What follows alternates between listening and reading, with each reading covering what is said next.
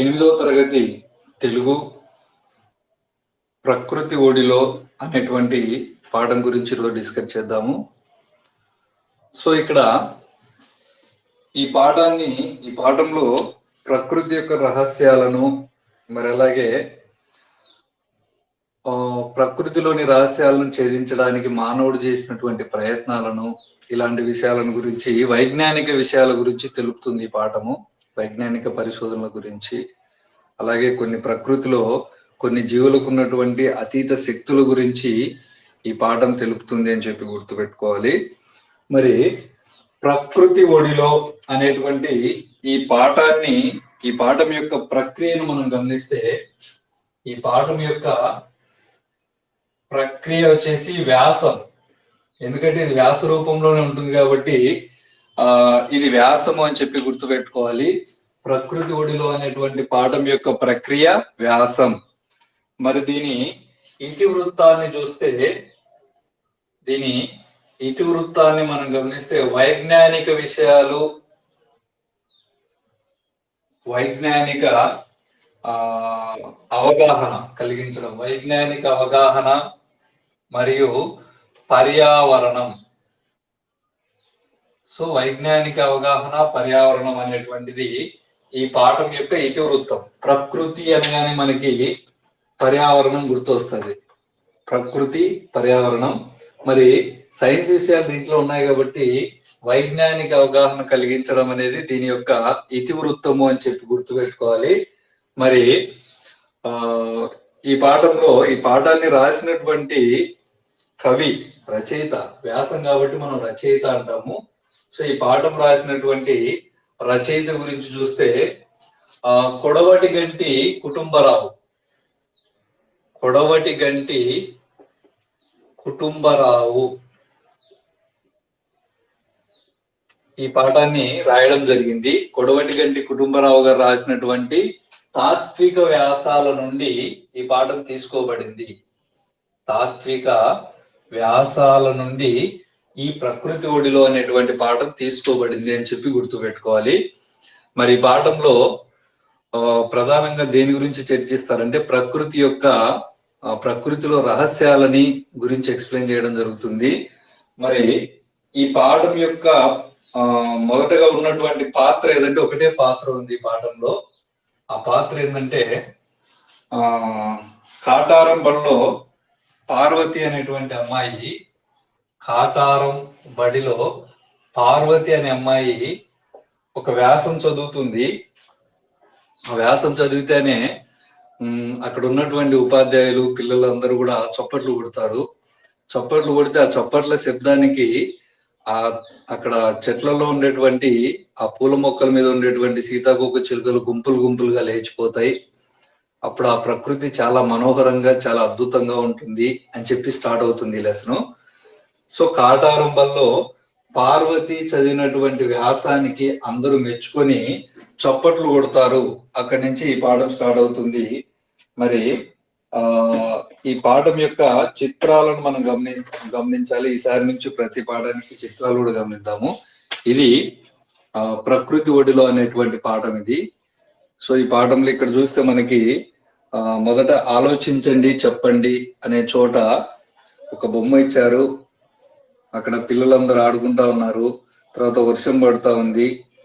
తర్వాత ఈ గ్రామాన్ని సూచించేటువంటి పటం. ఇక్కడ పిల్లలు ఇద్దరు పడవలు వదులుతా ఉన్నారు. మరి అలాగే కొంతమంది పిల్లలు ఆడుకుంటా ఉన్నారు. చెట్ల మీద పక్షులు ఉన్నాయి, గూట్లో పక్షులు ఉన్నాయి, అలాగే పక్షులు ఎగురుతూ వస్తున్నాయి. నది పారుతుంది, కాలువ ఒకటి పారుతుంది. సో చిత్రంలో ఏమేమి ఉన్నాయి, ఏం జరుగుతుంది, చిత్రంలోని పిల్లలు ఏం మాట్లాడుతూ ఉండవచ్చు, ఊహించి చెప్పండి అని చెప్పి ఇవ్వడం జరిగింది.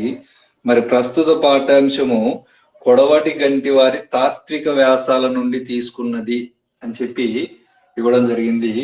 మరి ప్రకృతి ఒడిలో మనం ఇక్కడ చూస్తే కాటారం బడిలో ప్రార్థనా సమావేశంలో పార్వతి చదివినటువంటి అంశానికి అభినందన తెలుపుతూ అని చెప్పి అక్కడి నుంచి స్టార్ట్ అయింది. మరి ఇక్కడ చూస్తే ఒక అమ్మాయి టెలిస్కోప్ నుంచి చూస్తా ఉంది. ఇక్కడ సీతాకోక చిలుక ఉంది. మరి ఇక్కడ ఎలుక, ఏనుగు ఇవన్నీ ఉన్నాయి. మరి ఇక్కడ చూస్తే ఏనుగులు ఉన్నాయి. మళ్ళీ ఇక్కడ అలాగే మంట చుట్టూ మంట వేసుకొని మనిషి ఉన్నాడు. తర్వాత ఈయన వచ్చేసి కొడవటి గంటి కుటుంబరావు ఈయన. సో ఇది పాఠము. సో మరి దీని గురించి ఒకసారి పరిశీలిస్తే,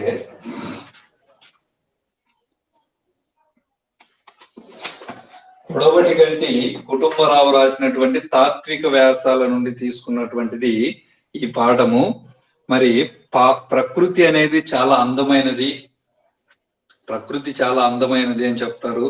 మరి అలాగే అందమైన పువ్వులు, తర్వాత వయారంగా తలలూపేటువంటి కొమ్మలు, చెట్ల కొమ్మలు, మరి అలాగే సీతాకోక చిలుకలు, ఇలాంటివన్నీ చాలా అద్భుతంగా మనోహరంగా కనిపిస్తాయి ప్రకృతిలో అని చెప్తాడు. మరి అలాగే ప్రకృతి యొక్క ధర్మాల గురించి కూడా డిస్కస్ చేయడం జరిగింది. ప్రకృతి ధర్మాలు అంటే ప్రకృతి సహజ సిద్ధంగా కొన్ని ధర్మాలను కలిగి ఉంటది. ఫర్ ఎగ్జాంపుల్, చలికాలంలో నూనె, నెయ్యి, చలికాలంలో గడ్డగట్టడము, మరి అలాగే నీరు ఎప్పుడు కూడా పల్లపు ప్రాంతానికే ప్రయాణించడము, మరి అలాగే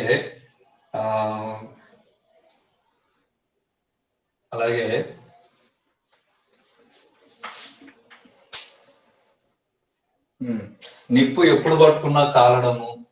నిప్పును మనం ఎప్పుడు పట్టుకున్నా కాలుతుంది కదా, నిప్పు ఎప్పుడు పట్టుకున్నా కాలడము. సో ఇవన్నీ ఏంటంటే ప్రకృతి ధర్మాలు.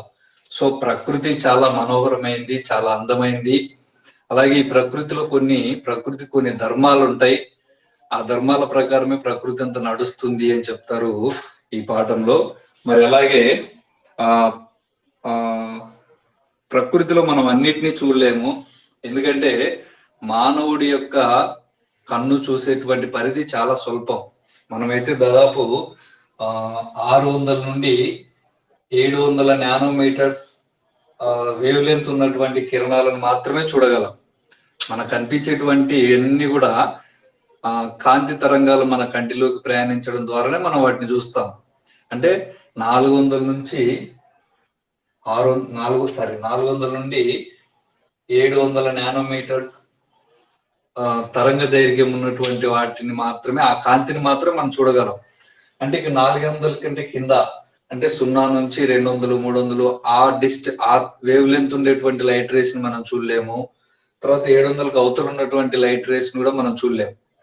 సో దాన్ని బట్టి మన కంటికి కనపడనిది ఈ సృష్టిలో చాలా ఉంది అని చెప్పి గుర్తుపెట్టుకోవాలి. ఎందుకంటే మనం చాలా లిమిటెడ్ గా చూస్తాం. మన కంటికి కనపడనటువంటి చాలా అంశాలు ఉంటాయి. సో మరి వాటన్నిటిని మనం చూడలేము అని చెప్తారు మళ్ళీ పాఠంలో. మరి అలాగే రేడియో తరంగాలను, అతి తక్కువ వేవ్ లెంత్ ఉన్నటువంటి రేడియో తరంగాలను, మరి అలాగే గామా కిరణాలను వీటిని మనం చూడలేము. వీటన్నిటిని విద్యుదయస్కాంత తరంగాలు అంటాం. సో విద్యుదయస్కాంత తరంగాలు కొన్నిటిని మనం చూడలేము అని చెప్తారు ఈ పాఠంలో. మరి అలాగే మానవుడు ప్రకృతి యొక్క విస్తృతిని కనుక్కోవడం కోసం ఏం చేశాడంటే జ్ఞానేంద్రియాల మీద ఆధారపడ్డాడు. జ్ఞానేంద్రియాల ద్వారానే మనిషి తన చుట్టూ ఉన్నటువంటి ప్రకృతిని తెలుసుకుంటాడు. అంటే చూపు ద్వారా, రుచి చూడడం ద్వారా, చెవులతో వినడం ద్వారా, చర్మం స్పర్శ ద్వారా, వీటన్నిటి ద్వారా, అంటే మన జ్ఞానేంద్రియాల ద్వారానే మన చుట్టూ ఉన్నటువంటి ఈ ప్రకృతిని గురించి తెలుసుకుంటాం. కానీ జ్ఞానేంద్రియాల ద్వారా తెలుసుకునేటువంటి జ్ఞానం చాలా స్వల్పం. అందుకోసమని మానవుడు ఏం చేస్తాడంటే రకరకాలైనటువంటి ఎక్విప్మెంట్ తయారు చేయడం జరిగింది. అదే చెప్తారు ఈ పాఠంలో. అంటే టెలిస్కోపు, మైక్రోస్కోపు, తర్వాత వచ్చేసి రాడారు, ఇవన్నీ కొన్ని అత్యాధునిక పరికరాలు ఎందుకు తయారు చేశాడంటే జ్ఞానేంద్రియాల యొక్క విస్తృతిని పెంచడం కోసం, జ్ఞానేంద్రియాల యొక్క పరిధిని పెంచడం కోసం. మన జ్ఞానేంద్రియాలు లిమిటెడ్ గా చూస్తాయి ఏదైనా సరే. మరి ఆ జ్ఞానేంద్రియాల యొక్క కెపాసిటీని పెంచుకోవాలంటే మనం ఎక్స్టర్నల్ గా కొన్ని ఎక్విప్మెంట్ యూజ్ చేయాల్సి ఉంటుంది. సో అందుకోసమని మనం టెలిస్కోప్ ని, రాడార్ ని, మైక్రోస్కోప్ ని, ఇలాంటి వాటిని యూజ్ చేస్తా ఉన్నాము అని చెప్తారు ఈ పాఠంలో. అంటే మొత్తం సైన్స్ గురించి ఎక్స్ప్లెయిన్ చేస్తారనమాట. మరి అలాగే ఇంకో విషయం ఏంటంటే ప్రకృతి వైపరీత్యాలను పసిగట్టేటువంటి శక్తి కొన్ని జంతువులకు ఉంటుంది అని చెప్తారు. ప్రకృతి వైపరీత్యాలను పసిగట్టేటువంటి శక్తి కొన్ని జంతువులకు ఉంటుంది. ఉదాహరణకి లెనిన్కన్ అనే ప్రాంతంలో ఏమైందంటే ఒకసారి ఆ లెనిన్కన్ ప్రాంతంలో ఒక ఫ్యాక్టరీలో నుంచి ఒకటేసారి ఎలుకలన్నీ బయటకు వచ్చి వీధుల్లో పరిగెత్తుతా ఉన్నాయంట. ఎలుకలన్నీ బయటకు వచ్చి అక్కడ ఉండే జనాలు ఆశ్చర్యపోయినారు, అసలు వీధుల్లో ఏంది ఎలుకలన్నీ ఒకేసారి పరిగెత్తుతా ఉన్నాయని. మరి అట్లా పరిగెత్తిపోయిన తర్వాత కొంతసేపటికి ఆ ప్రాంతంలో తీవ్రమైనటువంటి భూకంపం రావడం జరిగింది. అంటే భూకంపాన్ని ఆ ఎలుకలు ముందుగానే పసిగట్టాయి. అంటే ప్రకృతి యొక్క వైపరీత్యాలని కొన్ని జంతువులు ముందుగానే గుర్తించేటువంటి కెపాసిటీ వాటికి ఉంటుంది అని చెప్పడము దాని ఉద్దేశం అన్నమాట. మరి అలాగే చైనాలో కూడా ఒకసారి ఇలాగే చైనాలో పాములన్నీ ఒకటేసారి బయటికి రావడం జరిగిందంట. చైనాలో పాములన్నీ బయటకు వచ్చి పారిపోతా ఉన్నాయి. అందరూ జనాలు చూసి భయపడినారు. మరి ఆ విధంగా జరిగిన తర్వాత కాసేపటికే ఆ ప్రాంతంలో కూడా పెద్ద భూకంపం రావడం జరిగింది. అంటే పాములు కూడా భూకంపాన్ని ముందే గుర్తించాయి అని అర్థం. మరి అలాగే ఇంకోసారి శ్రీలంకలో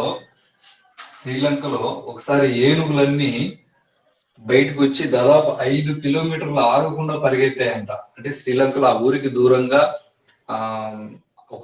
శ్రీలంకలోని ఒక ఊర్లో ఆ ఊరికి దూరంగా ఏనుగులన్నీ బయటకు వచ్చి ఒకేసారి 5 కిలోమీటర్ల వరకు ఆగకుండా పరిగెత్తాయంట. అలా పరిగెత్తిన తర్వాత 3 గంటలకి పెద్ద సునామీ రావడం జరిగింది. సో ఈ భూకంపాలను సునామీలను గుర్తించేటువంటి శక్తి కొన్ని జంతువులకు ఉంటుంది, ముందుగానే పసిగట్టేటువంటి కెపాసిటీ వాటికి ఉంటుంది అని చెప్పి ఈ పాఠంలో చెప్పడం జరిగింది. మరి అలాగే శాస్త్ర దృష్టి అనేది మానవుడి యొక్క కృషికి ఒక మార్గం చూపి దాన్ని ఫలవంతం చేస్తుంది. మరి అలాగే ప్రకృతి యొక్క రహస్యాలను వెల్లడి చేస్తుంది అని చెప్తారు ప్రకృతి ఒడిలో అనేటువంటి పాఠంలో. సో దీంట్లో మనకి ఇది కథ కాదు, జస్ట్ వ్యాసం కాబట్టి దీని నుంచి అంటే కంటెంట్ నుంచి మనకి బిట్స్ వచ్చే అవకాశాలు అయితే చాలా తక్కువ ఉంటాయి. కానీ ప్రధానంగా దీంట్లో గుర్తు పెట్టుకోవాల్సింది ప్రకృతి ఒడిలో అనేటువంటి పాఠాన్ని ఎక్కడి నుంచి తీసుకున్నారంటే కొడవగట్టి గంటి కుటుంబరావు గారి తాత్విక వ్యాసాల నుండి తీసుకున్నారు. మరి అలాగే ఈ పాఠం యొక్క ప్రక్రియ చూస్తే వ్యాసము, దీని ఇతివృత్తం చూస్తే వైజ్ఞానిక అవగాహన మరియు పర్యావరణం, వైజ్ఞానిక అవగాహన కలిగించడము మరియు పర్యావరణం అనేది ఇతివృత్తంగా తీసుకొని ఈ పాఠాన్ని రాయడం జరిగింది అని చెప్పి గుర్తుపెట్టుకోవాలి. తర్వాత ఈ పాఠంలో ప్రధానంగా మనం చూడాల్సింది ఏంటంటే రచయిత గురించి. కొడవటి గంటి కుటుంబరావు అంటేనే మనకేం గుర్తు రావాలి? ప్రకృతి ఒడిలో పాఠం గుర్తు రావాలి. కొడవటి గంటి కుటుంబరావు గారి ఒడిలో అని గుర్తుపెట్టుకోండి. కొడవటి గంటి కుటుంబరావు గారి ఒడిలో అంటే ప్రకృతి ఒడిలో అనే పాఠం గుర్తు రావాలి. మరి ఈయన వచ్చేసి గుంటూరు జిల్లా తెనాలి, మీది తెనాలి మాది తెనాలి అంటారు కదా ఇంద్ర సినిమాలో. సో తెనాలి, కుటుంబరావుది తెనాలి. ఏ జిల్లా అంటే గుంటూరు జిల్లా తెనాలి. మరి ఈయన రాసిన పుస్తకాల పేర్లు చాలా వెరైటీగా ఉంటాయి, మనం ఈజీ గుర్తు పెట్టుకోవచ్చు. వచ్చేసి ఈయన రాసిన పుస్తకాలు వచ్చేసి ఒకటి జీవితం అనే బుక్, ఇది ఎక్కడ కనపడడం లేదు కదా, కింద రాస్తాను. సో ఈయన రాసిన పుస్తకాలు వచ్చేసి ఒకటి జీవితం, మరి అలాగే చదువు అనే నవలలు,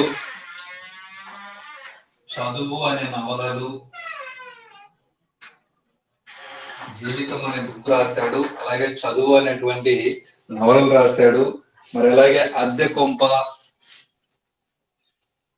కొంప అనేటువంటి బుక్, మరి అలాగే షావుకారు సుబ్బయ్య అనే బుక్ రాశాడు. మరి అలాగే కొన్ని కథానికలు, సినిమా వ్యాసాలు, సైన్స్ వ్యాసాలు రాశాడు. కొన్ని కథానికలు, సినిమా వ్యాసాలు, సైన్స్ వ్యాసాలు రాయడం జరిగింది కొడవటి గంటి కుటుంబరావు గారు, అలాగే కొన్ని తాత్విక వ్యాసాలు కూడా రాశాడు. సో తాత్విక వ్యాసాలు, సో తాత్విక ఆయన రాసిన ఈ తాత్విక వ్యాసాల నుంచే ప్రకృతి ఒడిలో అనేటువంటి పాఠం తీసుకోబడింది. అయితే ఇక్కడ మనం గుర్తుపెట్టుకోవాలి, సైన్స్ వ్యాసాలు, తాత్విక వ్యాసాలు, సినిమా వ్యాసాలు. వ్యాసాలు అనగానే కొడవటి గంటి కుటుంబరావు అని గుర్తు రావాలి. సో మనం ఈ పుస్తకాలన్నీ గుర్తు పెట్టుకోవడానికి I will tell you one code. ఒక కోడ్ చెప్తాను. సో ఆ కోడ్ ఏంటంటే, చదువుకోకపోతే, ఇక్కడ రాస్తాను, చదువుకోకపోతే ఏమవుతుంది? జీవితంలో స్థిరపడలేక, చదువుకోకపోతే జీవితంలో స్థిరపడలేక అద్దె కొంపలో ఉంటూ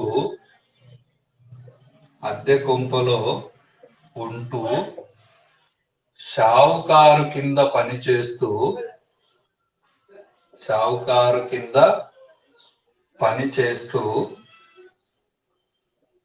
పొద్దుపోక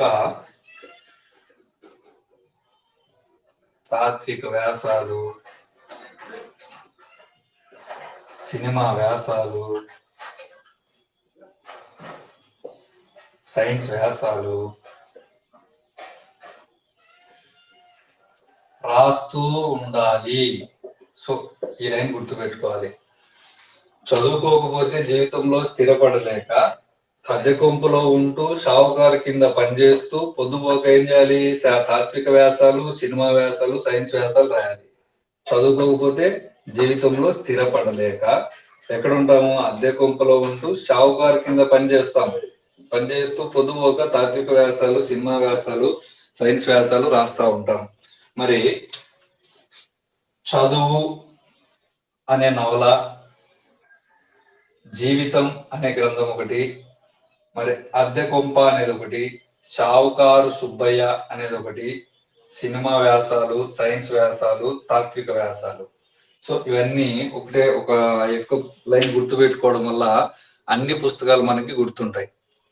సో చదువుకోకపోతే జీవితంలో స్థిరపడలేక అద్దె కొంపలో ఉంటూ షావుకారు కింద పనిచేస్తూ పొద్దుపోక తాత్విక వ్యాసాలు, సినిమా వ్యాసాలు, సైన్స్ వ్యాసాలు రాస్తా ఉంటారు అని చెప్పి గుర్తుపెట్టుకోవాలి.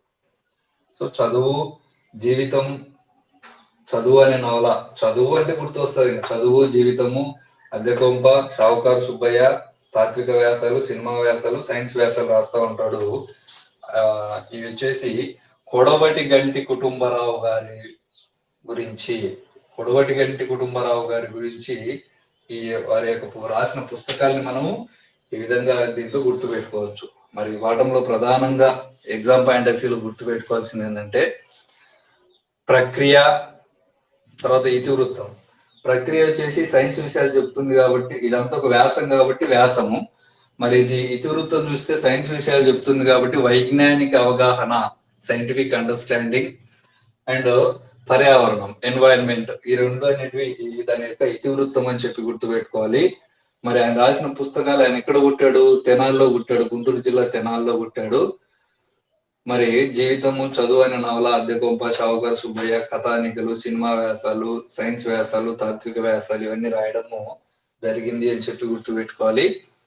మరి పాఠంలో ముఖ్యంగా వైజ్ఞానిక అంశాల గురించి, అంటే పాత్ర వచ్చేసి కాటారంభంలో పార్వతి ఒక చదువుతుంది, అది ఒక వ్యాసం చదువుతుంది. చదివినప్పుడు సీత అక్కడ అందరూ చప్పట్లు కొడితే ఆ చప్పట్ల శబ్దానికి సీతాకోక చిలుకలు అన్ని పైకి లేచిపోతాయి. ఆ దృశ్యం చాలా మనోహరంగా ఉంటది. మరి ప్రకృతి కొన్ని ధర్మాలను కలిగి ఉంటది. నూనె, నెయ్యి, చలి గడ్డగట్టడము, నీరు పల్ల ప్రాంతానికి పోవడం, నిప్పు ఎప్పుడు పట్టుకున్న కాలడము, ఇవన్నీ కూడా ప్రకృతి ధర్మాలు. మరి రేడియో తరంగాలు, గామా కిరణాలు వంటి వాటిని మనం చూడలేము. సో అందుకోసమని జ్ఞానేంద్రియాల యొక్క స్థాయిని పెంచుకోవడానికి మనిషి ఆ టెలిస్కోప్, రాడారు, మైక్రోస్కోప్ లాంటి పరికరాలను డెవలప్ చేశాడు. మరి ప్రకృతి వైపరీత్యాలు చూస్తే ప్రకృతి వైపరీత్యాలను ముందే గుర్తించేటువంటి కెపాసిటీ జంతువులకు ఉంటుందని చెప్పడం జరిగింది. లెనిన్కంలో ఎలుకలు పరిగెత్తితే భూకంపం వచ్చింది, చైనాలో పాములు పరిగెత్తిపోయిన తర్వాత భూకంపం వచ్చింది, మరి శ్రీలంకలో ఏనుగులు పరిగెత్తిపోయిన తర్వాత భూకంపం వచ్చిందని చెప్పి గుర్తుపెట్టుకోవాలి. మరి అందుకే మనకు డయాగ్రామ్ లో కూడా చూపిస్తారు, ఇక్కడ ఏనుగులు ఎక్కువగా ఇట్లా ఏనుగులు పరిగెత్తుతా ఉన్నాయి అని చూపిస్తారు చూడండి, ఎలుకలు పరిగెత్తే చూపిస్తారు. చూపించినారు బొమ్మ మనకి ఇక్కడ. ఈ విధంగా.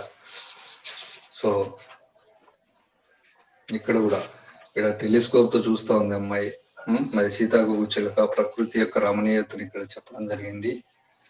మరి తర్వాత వచ్చేసి రచయిత పరిచయం చూస్తే ఇంక ఇక్కడ ఆయన రాసిన పుస్తకాలు చదువు, జీవితం, చదువు అనే నవల, అద్దె కొంప, షావుకారు సుబ్బయ్య మొదలైన కథానికలు, సినిమా వ్యాసాలు, సైన్స్ వ్యాసాలు, సంస్కృతి వ్యాసాలు, తాత్విక వ్యాసాలు మొదలైనవన్నీ రాయడం జరిగింది అని చెప్పి గుర్తుపెట్టుకోవాలి. ఇది ప్రకృతి ఒడిలో అనేటువంటి పాఠం. Thank you.